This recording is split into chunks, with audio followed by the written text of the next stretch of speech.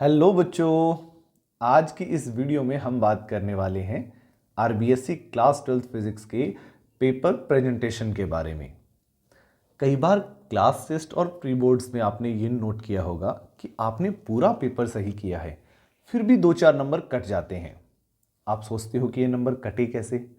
फिर पता चलता है कि आपने कॉपी में कुछ छोटी छोटी गलतियां कर दी है। आज की ये वीडियो उन्हीं गलतियों को सुधारने के लिए है। पूरी वीडियो को अच्छे से देखिएगा। मैं ये तो नहीं कहता कि इस वीडियो में मैं किसी क्वेश्चन के बारे में बात करूंगा, लेकिन ये वीडियो देखने के बाद में पेपर में आपको 3 से 4 नंबर का फायदा जरूर होने वाला है। हमारे YouTube चैनल फिजिक्स जंक्शन को आप सब्सक्राइब कर लीजिएगा ताकि बाकी चैप्टर के इंपॉर्टेंट क्वेश्चन की वीडियो भी आपको मिल सके। और वीडियो के डिस्क्रिप्शन में दिया हुआ है हमारे टेलीग्राम चैनल का लिंक। टेलीग्राम चैनल ज्वाइन करना बिल्कुल मत भूलिएगा। वहां पर आपको इंपॉर्टेंट क्वेश्चन की खूब सारी पीडीएफ अवेलेबल करवाई जा रही है। तो बच्चों, पेपर में पेपर अटेम्प्ट करने के तरीके का बहुत बड़ा रोल होता है। आज की वीडियो में हम वही बात करने वाले हैं। सबसे पहले हम बात करते हैं टाइम मैनेजमेंट की। देखिए, टाइम आपको पेपर में पूरे 3.25 घंटे मिलेंगे। अब इस 3.25 घंटे में आपको पूरा पेपर करना है, इस बात का ध्यान रखना है। देखिए, टाइम मैनेजमेंट का रोल पेपर करते टाइम बहुत बड़ा होता है। सबसे पहली बात तो ये आती है कि पेपर को हम लोग स्टार्ट कहाँ से करें। अगर आप स्टार्ट करने की बात करोगे तो पेपर में आपके पास कुल 4 सेक्शन होते हैं, ए, बी, सी और डी।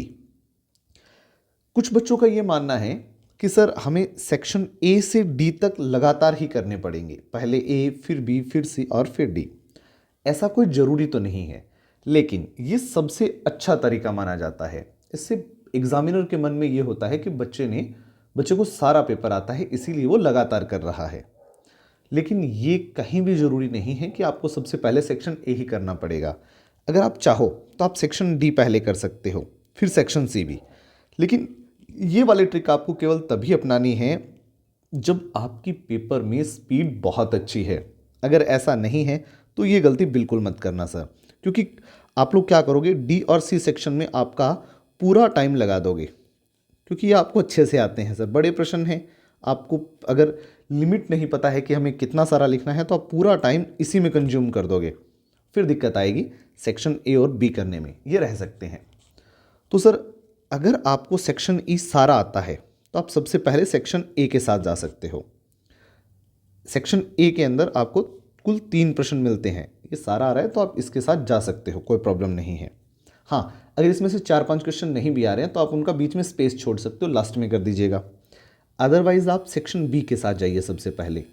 सेक्शन बी सारा कर लिया है, उसके बाद में आप सेक्शन ए कीजिए, फिर सेक्शन सी और लास्ट में सेक्शन डी। हाँ, अगर आपको ऐसा लगता है बी सेक्शन में हमें कुछ नहीं आ रहा है तो आप आगे पीछे भी कर सकते हो। बस सेक्शन ए सारा एक साथ करना है, बी, सी और डी ये आप लोग मिक्स भी कर सकते हो, कोई प्रॉब्लम नहीं है। पहले आपने क्वेश्चन 3rd किया है, फिर आप क्वेश्चन 8th भी कर सकते हो, इसके बाद क्वेश्चन 16 भी कर सकते हो, कोई प्रॉब्लम नहीं है सर। इसके बाद में हम बात करते हैं कि हमें पेपर में हथियार कौन से लेकर के जाने हैं। अब आप कहोगे सर पेपर में हथियार तो अलाउड ही नहीं है। अरे सर, मैं यहाँ पर परीक्षा वाले युद्ध की बात कर रहा हूँ और आप ही हो इसी युद्ध के बाहुबली, है ना? तो बाहुबली बिना हथियार के लड़ता तो अच्छा नहीं लगेगा। सर, सबसे पहले आपको पेन लेकर के जाना है। पेन आपके पास 3 से 4 होने चाहिए और एग्ज़ाम में आप सिर्फ 2 ही कलर के पेन यूज़ लीजिएगा, एक तो ब्लू और दूसरा ब्लैक। सबसे पहले आप ब्लू पेन यूज़ लीजिएगा और ब्लैक पेन, ये 2 पेन आप यूज़ करोगे। पेंसिल आपके पास होनी चाहिए, डायग्राम बनाने में यूज़ आएगी। विदाउट स्केल की हेल्प के आपको डायग्राम नहीं बनाने हैं, स्केल की हेल्प लेनी है। एडमिट कार्ड साथ लेना बिल्कुल मत भूलिएगा।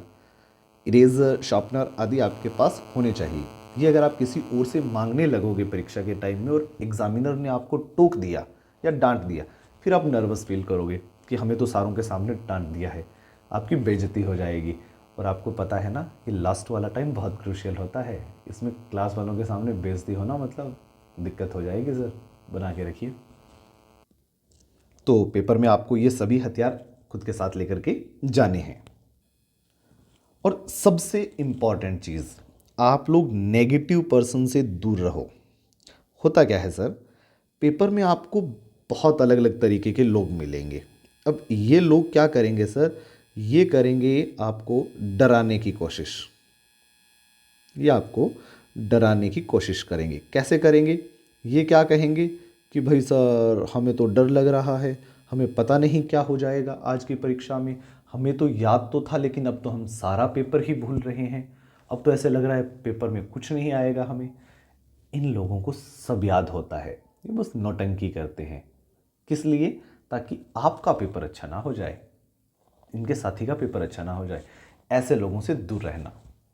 मैं तो आपको ये राय दूंगा, खुद की कंपनी को एंजॉय कीजिएगा सेंटर में जाने के बाद में।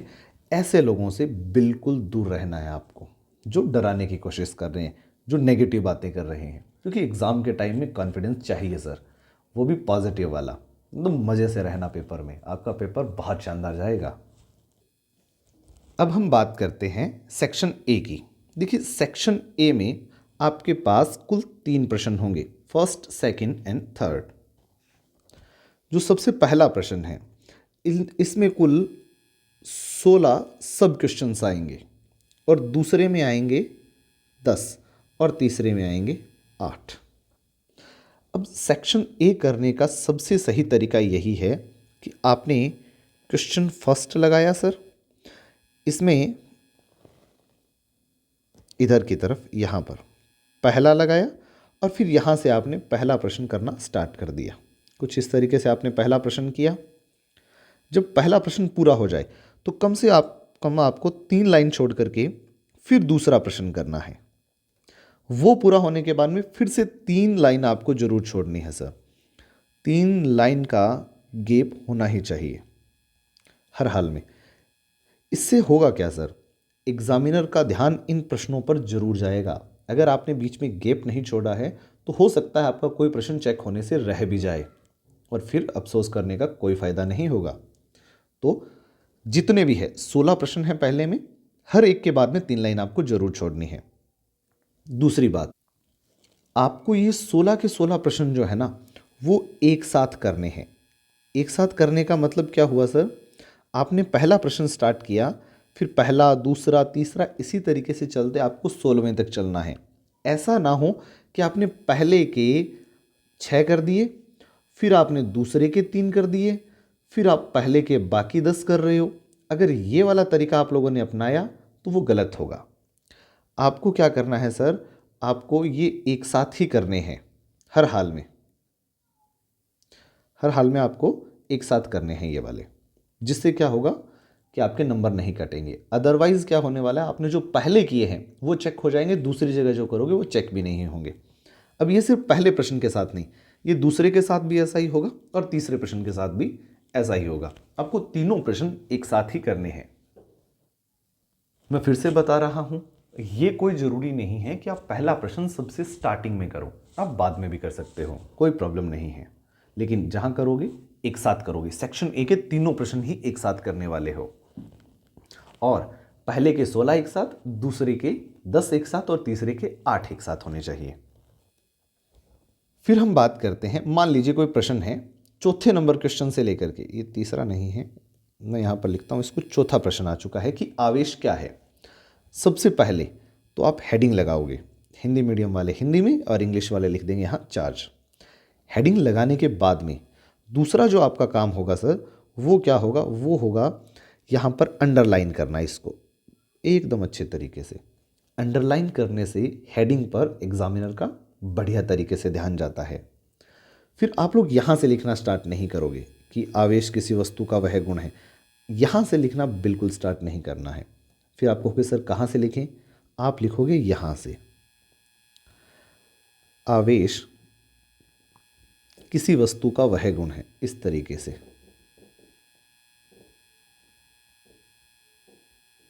ये चलने देना और जहां पर ये खत्म हो जाए उसके बाद में जब दूसरा प्रश्न करना हो तो 3 लाइनें या 4 लाइनें आपको जरूर छोड़नी है। गैप होना चाहिए एक प्रश्न के बाद में दूसरा प्रश्न स्टार्ट करते समय। और मान लीजिए कोई डेरिवेशन आ चुका है या फिर कोई बड़ा क्वेश्चन है जिसमें आपने सबसे लास्ट में कोई फॉर्मूला ड्राइव किया है, वो भले छोटा भी क्वेश्चन क्या हो, मान लीजिए आवेश का क्वांटीकरण आ गया था, आपने लिखा Q is equal to plus minus N E, ये आपने ड्राइव कर दिया है। तो इसको सिर्फ ऐसे ही नहीं छोड़ना सर, इसको एक ब्रैकेट में बंद करना है, अच्छे तरीके से सुंदर लगना चाहिए कि आपने इस Q is equal to plus minus N E को ब्रैकेट में बंद किया है, एग्जामिनर को ये दिखना चाहिए। इसका फ़ायदा क्या होगा, आपकी जो कॉपी का पूरा पेज है ना, एग्जामिनर उस पेज को सिर्फ 2 से 3 जगह ही चेक करता है, 2 से 3 जगह ही चेक करता है।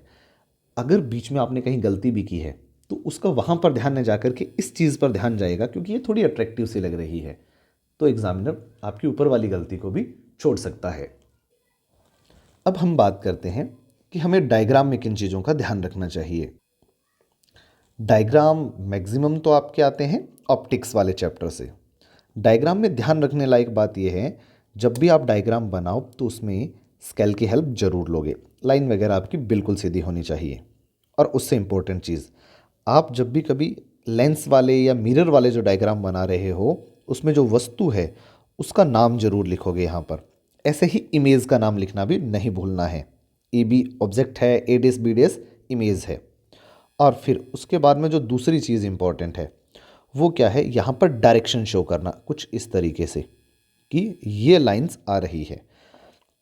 अगर यहाँ से ये आपके पास रे जा रही है तो इस किरण को यहाँ पर जाने का डायरेक्शन भी आप दिखाने वाले हो। एग्जामिनर को लगना चाहिए कि बच्चे ने डायग्राम बनाया है अच्छे से।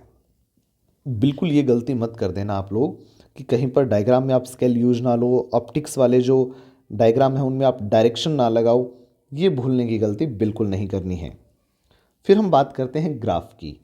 तो ग्राफ बनाते टाइम हमें ये ध्यान रखना है कि ग्राफ जो है ना, उसमें सबसे पहले जो ये वाली लाइन है इसके यहाँ पर एरो होनी बहुत ज़रूरी है, ये एरो होनी चाहिए।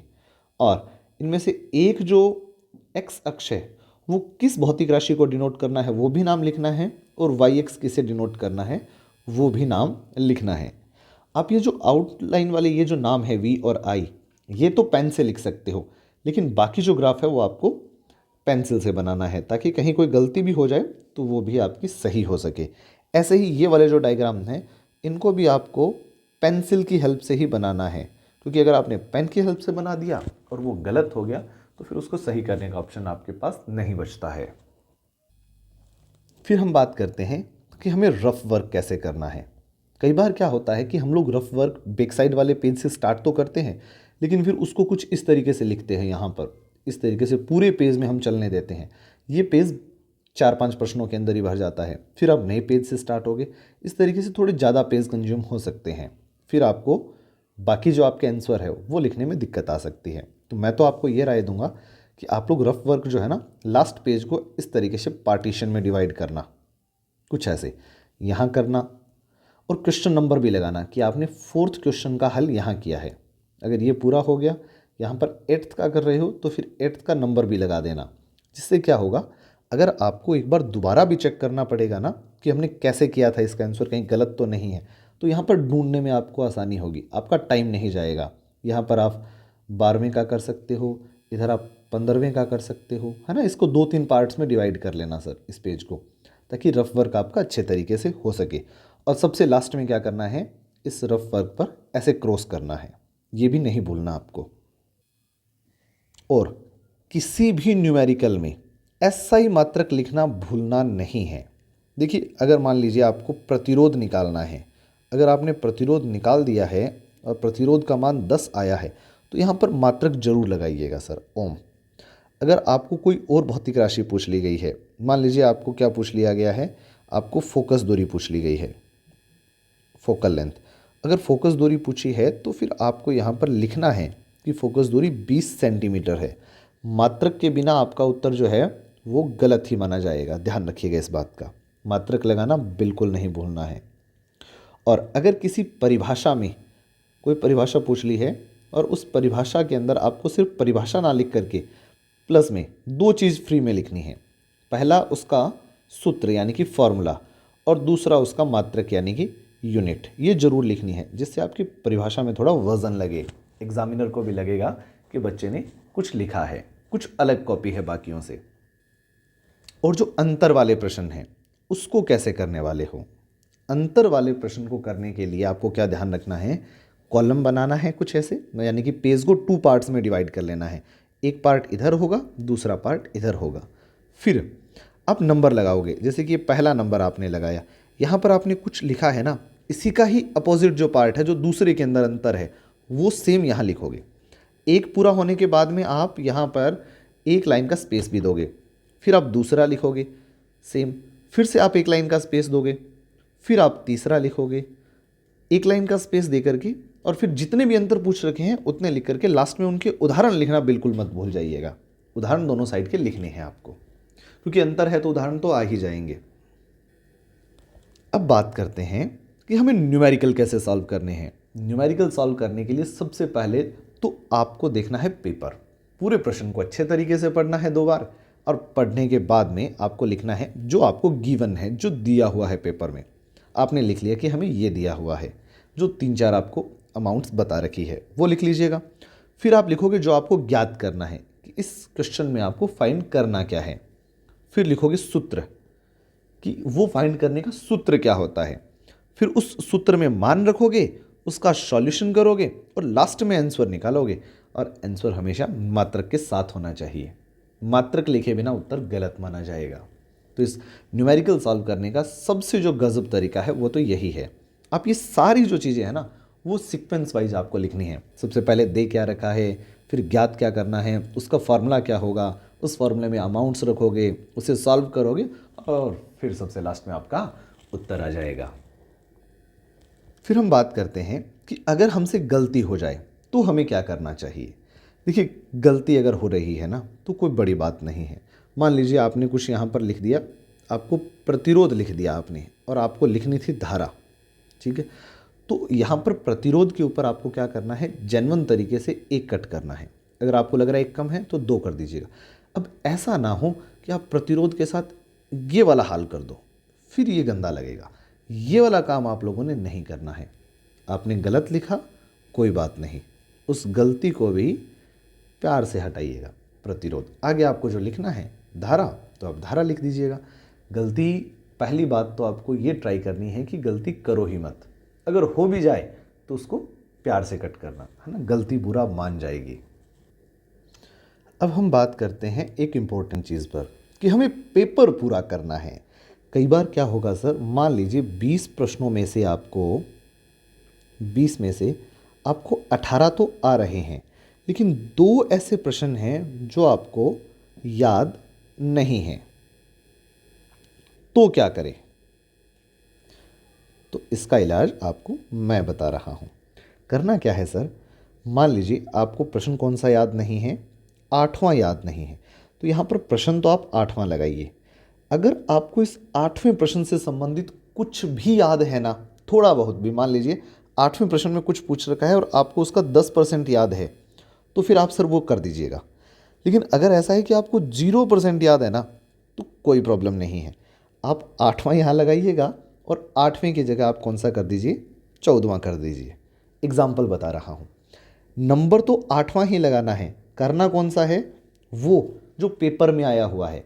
लेकिन दूसरी बार जब 14वां करो ना, तो इसके आसपास नहीं होना चाहिए। वो कहाँ करना है, आपको दूर करना है। यानी कि दोनों में 3 या 4 पेज का गैप तो मिनिमम होना चाहिए। आपको नहीं आ रहे हैं, कोई प्रॉब्लम नहीं है। कुछ उससे 10% भी रिलेवेंट आपको याद है तो अब मैं आपको राय दूंगा, आप वही करना। 10% भी अगर आपको याद है, लेकिन अगर आपको 0% याद है ना, तो सर पेपर में आया हुआ वो प्रश्न जो आपको अच्छे से याद है उसको दोबारा कर दीजिएगा। लेकिन नंबर वो लगाना है जो आप कर रहे हो, 8वां कर रहे हो 8वां ही लगाइए। सॉल्व भले ही कोई और कर दीजिए वहाँ पर जो आपको अच्छे से याद है। क्या पता आपकी किस्मत हो, एग्जामिनर ये ना देखें कि 8वां प्रश्न यही है क्या, उस पर टिक भी लगा सकता है। वो आपकी किस्मत पर डिपेंड करेगा, ठीक है। मैक्सिमम ऐसा नहीं होता है कि एग्जामिनर चेक ना करे, कर भी सकता है। इसीलिए मैं कह रहा हूँ 10% भी याद है तो वो करने की ट्राई कीजिएगा ताकि आपके नंबर ना कटे। लेकिन पेपर में एक प्रश्न भी आपको नहीं छोड़ना है सर, वो भले ही छोटे वाले भी क्या ना हो, सेक्शन ए के भी कोई प्रश्न है ना, छोड़ने नहीं है। और पेपर में एकदम बिल्कुल कॉन्फिडेंस के साथ जाना है, जैसे कि फिजिक्स के राजा आप ही लोग हो, रिजल्ट आप ही का आना है। तो बच्चों, आज की इस वीडियो में बस इतना ही। मिलेंगे एक नए वीडियो के साथ, तब तक के लिए गुड बाय, टेक केयर।